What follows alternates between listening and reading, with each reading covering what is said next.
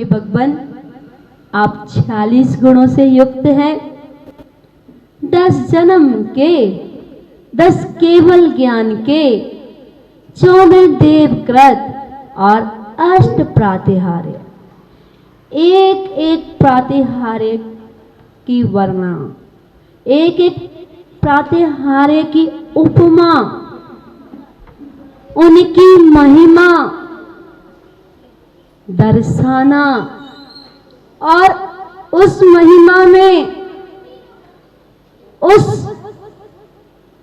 अष्ट प्रातिहार्यों के माध्यम से श्री जी का गुणगान करना, उस गुणगान में डुबकी लगाना, उनके गुणों में डूब जाना। 8 प्रातिहार्यों का चिंतन करना, मनन करना, ध्यान करना, अपने ध्यान में लीन होकर के उस समोसरण की महिमा को अपने ध्यान में लाना। उस समोसरण में 3 गति के जीव वहां प्रभु की वाणी सुनने में आनंद लेते गए। त्रियंच गति के जीव, देव गति के जीव, मनुष्य गति के जीव प्रभु की दिव्य ध्वनि सुनते हैं। हे भगवान, आपकी महिमा अपरंपार, आपकी महिमा अपरंपार है।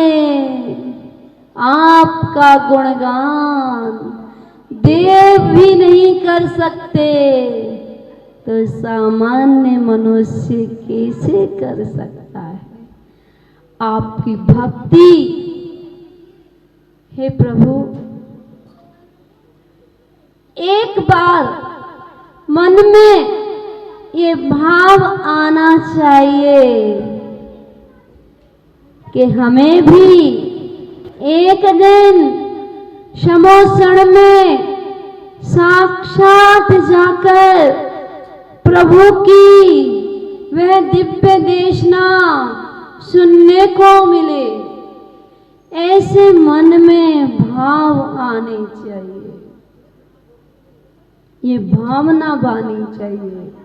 आप सांसारिक चीजों की भावना भाते हो, कभी एक बार वीतरागता की भावना भाने का प्रयास कीजिए।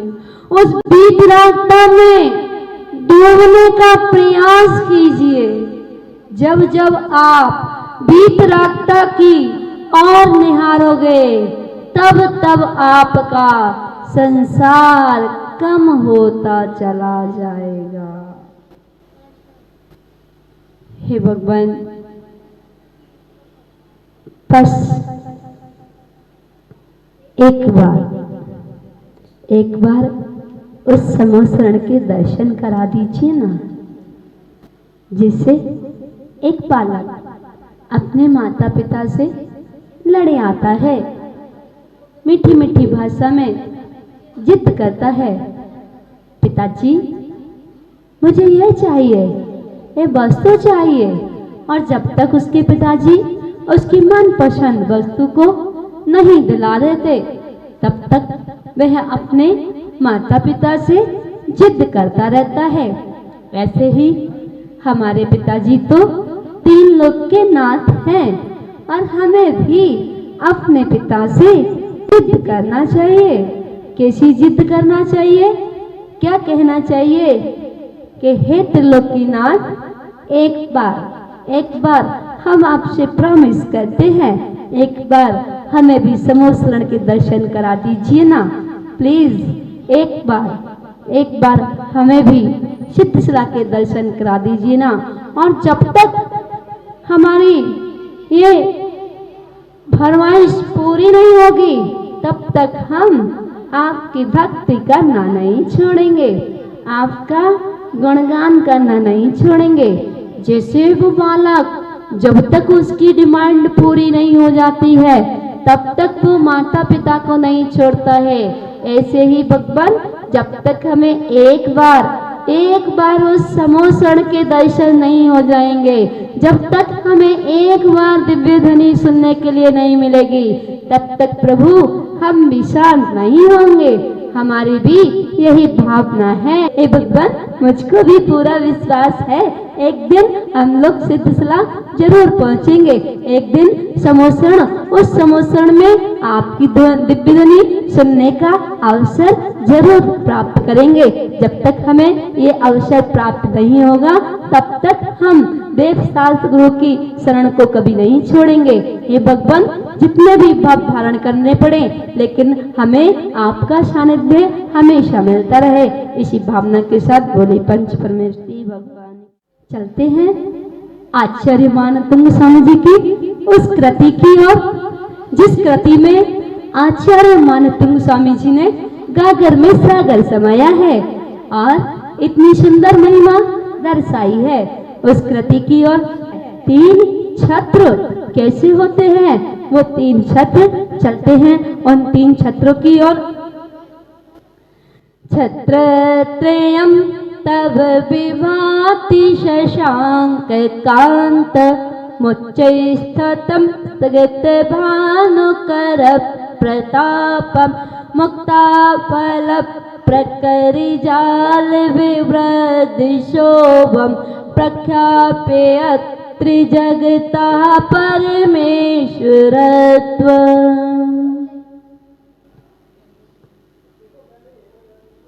पहला प्रातिहार्य कौन सा था? अशोक वृक्ष। दूसरा प्रातिहार्य छत्र, जबर। अभी इससे पहले 30वें काव्य में 64 चबरों का विवरण सुना आपने, और अब 31वें काव्य में वह 3 छत्र की महिमा दर्शा रहे हैं। उच्चैस्ततम, हे प्रभु, हे तीन लोकनाथ, हे जिनेश्वर, हे आदिश्वर, आपकी भक्ति में आचार्य मानतुंग स्वामी जी 31वें काव्य में कह रहे हैं, उच्चैस्ततम, ऊपर स्थित, शशांक कांतम, चंद्रमा के समान कांति वाले, स्थगित, रोक दिया है भानुकर, सूर्य की किरणों के। हे भगवान, ऊपर स्थित चंद्रमा के समान कांति वाले, रोक दिया है सूर्य की किरणें के प्रचंड ताप को। प्रताप माने प्रचंड ताप को। जिन्होंने ऐसा तथा मुक्ता फल, मोतियों के प्रकर जाल समूह वाली झालर से विवृद्ध शोभम, बढ़ रही है शोभा जिनकी, ऐसे छत्रत्रयम्, 3 छत्र, तब माने आपके, त्रिजगता, तीनों जगत की, परमेश्वरत्वम, परमेश्वरता को, प्रख्याप्य, प्रकट करते हुए, विभाति माने शोभायमान हो रहा है। हे भगवान, हे नाथ, चंद्रकांति के समान 3 छत्र आपके ऊपर सूर्य ताप को रोकते हुए सुशोभित हो रहे हैं, ऐसा लग रहा है। और मोतियों के समूह से खंचित छत्र तीनों लोकों की ईश्वरता को प्रकट कर रहे हैं, ऐसा प्रतीत होता है। हे भगवान, यह 3 छत्र दिखला रहे हैं। आप तीनों लोगों के अधिपति हो। हे भगवान, ऐसा प्रतीत होता है आप एक नगर के, आप आगरा नगर के, आप एक शहर के, आप एक देश के नहीं, आप तो तीन लोगों के अधिपति हो, ऐसा प्रतीत हो रहा है। आपके सिर पर 3 छत्र जो सुशोभित हो रहे हैं, जो चंद्रमा के समान कांति से युक्त और श्वेत मोतियों के समूह माला से शोभायमान सूर्य की किरणों के आताप को रोक रहे हैं। रोकते हुए 3 छत्र आपके तीनों जगत के आप नाथ है, ऐसा प्रकट करते हुए 3 छत्र ऊर्ध्वलोक, मध्यलोक, अधोलोक, मध्यलोक और ऊर्ध्वलोक तीनों लोकों के अधिपति हो, यह दर्शा रहे हैं। तीनों लोकों का स्वामित्व प्रकट हो रहा है। ऐसा प्रतीत हो रहा है कि जैसे आप तीनों लोकों के नाथ हो। हे भगवान, अष्ट प्रातिहार्य और वह 3 छत्र, कितना सुंदर वह दृश्य होगा, कितना सुंदर वह समोसरण, और उस समोसरण में तीनों गति के जीव, त्रियंच गति के जीव, देव गति के जीव, मनुष्य गति के जीव, जब वहाँ उस समोसरण में पहुँचते हैं और चारों ओर का वातावरण, वहाँ का आभा मंडल जो प्रतीत हो रहा है, जो वहाँ पर एक बार जाता है फिर वापस लौट कर नहीं आता।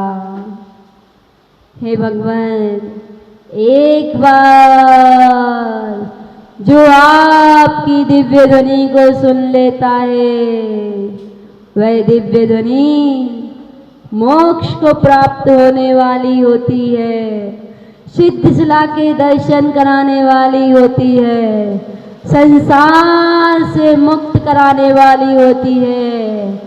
ऐसी दिव्य ध्वनि को जो एक बार उस समोसरण में सुन लेता है, फिर उसे इधर उधर भटकने की आवश्यकता नहीं पड़ती है।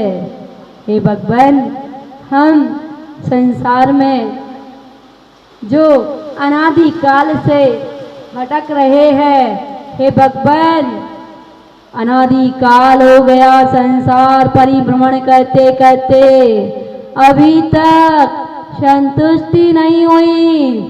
कितनी इच्छाएं पूर्ति की, लेकिन इच्छाएं का कभी अंत नहीं हुआ।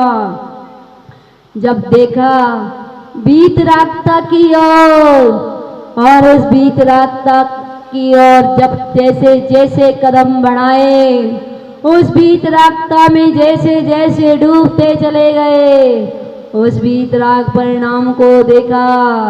जिनका बीत गया राग, ऐसे वीतरागी सर्वज्ञ, तीनों लोगों को जानने वाले हितोपदेशी, जो तत्वों का उपदेश देने वाले, भव्य जीवों को मोक्ष मार्ग पर लगाने वाले, तब ऐसी दिव्य ध्वनि सुनने के लिए उस समोसरण के अंदर जब मिलती है, तो फिर और कुछ नजर नहीं आता।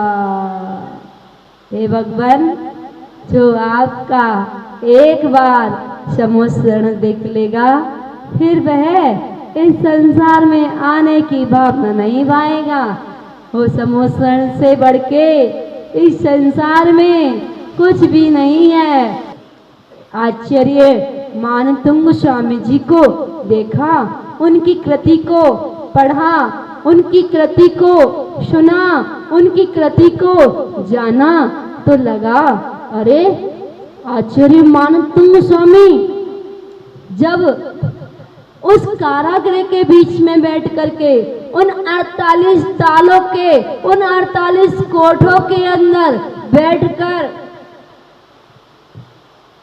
प्रभु की भक्ति आराधना कर सकते हैं, तो क्या हम प्रभु के सामने भक्ति आराधना नहीं कर सकते? हमारे सामने तो त्रिलोकीनाथ, पारसनाथ साक्षात विराजमान है, कितने सुंदर दिख रहे हैं। हे भगवान, इस आत्मा से सुंदर कोई वस्तु दिखाई नहीं देती और इस आत्म तत्व को हम पहचान नहीं पाते, भटक जाते हैं। जो भटकते हैं वही तो अटकते हैं और जो अटकते हैं वही भटकते हैं। हमें संसार में नहीं अटकना, इसलिए तो हमें संसार में नहीं भटकना, हमें तो अपने आत्म स्वरूप को, उस आत्म स्वरूप में अनंत दर्शन, अनंत ज्ञान, अनंत सुख, अनंत वीर्य का भंडार भरा हुआ है।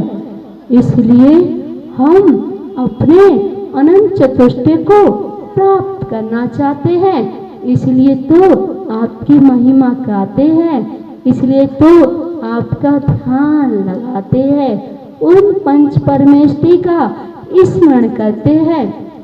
ऐसा लगता है आचार्य मानतुंग स्वामी कहते हैं कि जो इन 48 काव्यों की, इन 48 काव्यों को जो हृदय में विराजमान कर लेगा, जो इन 48 काव्यों की फूल माला अपने कंठ में धारण कर लेगा, फिर उसे संसार परिभ्रमण करने के लिए नहीं मिलेगा। हम लोग भी एक बार भावना भाए कि यह वो दिन हमारा कब आए जिस दिन हमें भी उस समोसरण के, उस दिव्य ध्वनि के दर्शन हो, वह दिव्य ध्वनि सुनने के लिए मिले। जब समोसरण मिलेगा तो वहां जाकर देखेंगे, देखिए भगवान कहाँ विराजमान है। अशोक वृक्ष 64 चवर ढुआए जा रहे हैं और ये 3 छत्र जो दिख रहे हैं ना, ये ऐसा लग रहा है जैसे 3 लोक के नाथ है, यह प्रतीत हो रहा है। यह दर्शाया जा रहा है आपको आपके छत्र को देख करके भगवान आपके 3 लोक की महिमा आती है। आप तीनों लोकों के नाथ हैं, आप तीनों लोकों के ईश्वर हैं, आप तीनों लोकों के राष्ट्रपति हैं, आप तीनों लोगों के प्रधानमंत्री हैं। ऐसा 3 छत्र से प्रतीत होता है। बोलिए पंच परमेष्टि भगवान की।